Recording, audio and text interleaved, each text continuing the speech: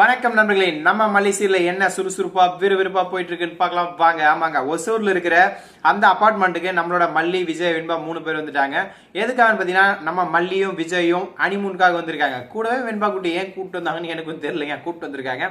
So இப்படி ஒரு பக்கம் நடந்துட்டு இருக்க அவங்க வந்து அபார்ட்மெண்ட் ரீச் ஆனதுக்கு அப்புறம் ஒரு விஷயம் நடக்குதுங்க. என்னன்னு பாத்தீங்கன்னா, அபார்ட்மெண்ட்டுக்குள்ள போலாமா வேணாமா அப்படின்னு சொல்லிட்டு நம்ம மல்லி அதுக்கப்புறம் வெண்பா குட்டியில ஒரு டிஸ்கஷன் பண்ணிட்டு இருக்காங்க. இன்னொரு பக்கம் பெரியம்மா நல்லபடியா அவங்களை வழி அனுப்பிச்சு வச்சுட்டாங்க, போயிட்டு வாங்கன்னு சொல்லிட்டு.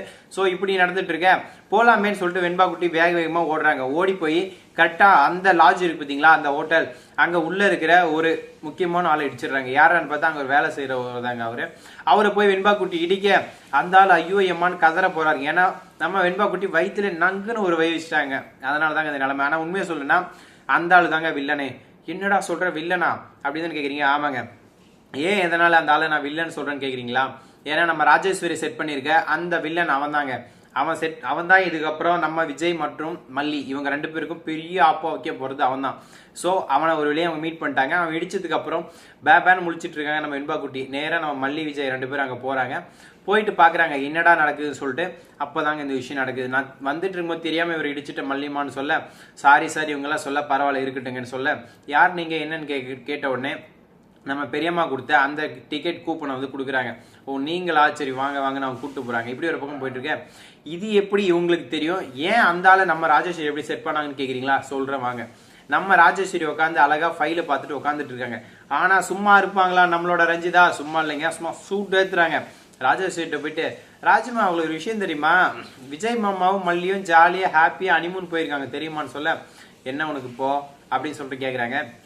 இல்ல நீங்க தான் சவால ஜெயிச்சிருவேன் கிழிச்சிருவேன் அப்படி இப்படின்னு சீனை போட்டீங்களே, இப்ப ஹனிமூன் ஜாலியா போயிருக்காங்க, இனி என்னென்ன நடக்க போதோ தெரியல, அவ்வளவுதான், நீங்க தோத்துட்டீங்க, தோத்துற மாதிரி தானே, ஒத்துக்கங்க, எதுக்கு சும்மா உட்காந்து பந்தா பண்ணிட்டு இருக்கீங்கன்னு சொல்ல, எழுந்து கோவத்துல ஃபைல ஒரு போட்டு சொல்றா, எப்படி அவங்க ஹனிமூன் அனுபவிக்கிறாங்கன்னு நான் பாக்குறேன். நான் இருக்கும்போது நடந்துருமா, தக்காளி அவங்கள சும்மா விட மாட்டேன் அப்படின்னு சொல்லிட்டு நம்ம ராஜேஸ்வரி சும்மா சவால் விடுறாங்க. சவால் விட்டு அந்த இடத்த விட்டு போறாங்க. நம்ம ரஞ்சிதாவும் நம்ம போட்டது நல்லபடியா போட்டோம், இதுக்கப்புறம் என்ன நடக்குதோ பார்ப்போம் அப்படின்னு சொல்லிட்டு ஜம்முன்னு போய் உட்காந்து ராஜேஸ்வரி ஆயிட்டாங்க. செகண்ட் ராஜேஸ்வரி பார்ட் 2 அப்படிதான் இப்ப ரஞ்சிதாவோட கேரக்டர் போயிட்டு இருக்கு. நம்ம ராஜேஸ்வரியும் இப்படி இருமிட்டே கஷ்டப்பட்டுட்டு இருக்காங்க. ஏன் எதனால கேட்டீங்களா, அடுத்து என்ன பண்ணலாம் எப்படி பண்ணலாம்னு சொல்லிட்டு பார்க்கும்போது அந்த கேட்டகரி கிடைச்சோம். அந்த கேட்டகரை வச்சு அடுத்தடுத்த காய் மூவ் பண்றாங்க. நீ என்ன பண்ற போற, இந்த மாதிரிலாம் விஷயம் நடக்கும் போது தக்காளி வச்சு செய்யற பிரச்சனை அவ்வளவுதான், ஸ்பாட் அவுட் மல்லி. அதுக்கப்புறம் அவன் நடுத்தரில் இன்னும் ஐயோ அம்மா எப்பான்னு கதறணும், தக்காளி அதை பார்த்து நான் ரசிக்கணும் அப்படின்னு சொல்லிட்டு நம்ம ராஜேஸ்வரி சொல்றாங்க.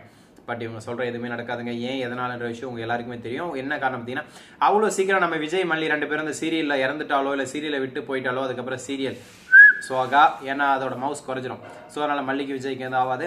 ஸோ அவங்க ஹனிமூன் இதுக்கு ட்ரிப் இதுக்கு அப்புறம் எப்படிலாம் போக போகுது, என்ன நடக்க போகுது, என்னென்ன புது புது விஷயம் அனுபவிக்க போறாங்க, இன்னும் என்னென்ன மாற்றங்கள் வரப்போகுது, மல்லி சீரியல் என்ன லெவலுக்கு கொண்டு போறாங்க அப்படின்ற ஒவ்வொரு விறுவிறுப்பான சுவாரஸ்யமான விஷயங்களும் அடுத்த வீடியோவில் நான் உங்களுக்கு அப்லோட் பண்றேன். என்னோட வீடியோ பிடிச்சிருந்தா மறக்காம சப்போர்ட் சப்ஸ்கிரைப் லைக் பண்ணுங்க. Thank you so much. Tata see you bye bye. இன்னொரு முக்கியமான விஷயம் நண்பர்களே, என்னன்னு பார்த்தீங்கன்னா, மல்லி சீரியல் இப்போதான் லைட்டா ரொமான்டிக்கா ஸ்வீட்டா ஹாட்டா கியூட்டா ஸ்வீட்டா போயிட்டு இருக்கு. So thank you so much. Tata see you bye bye.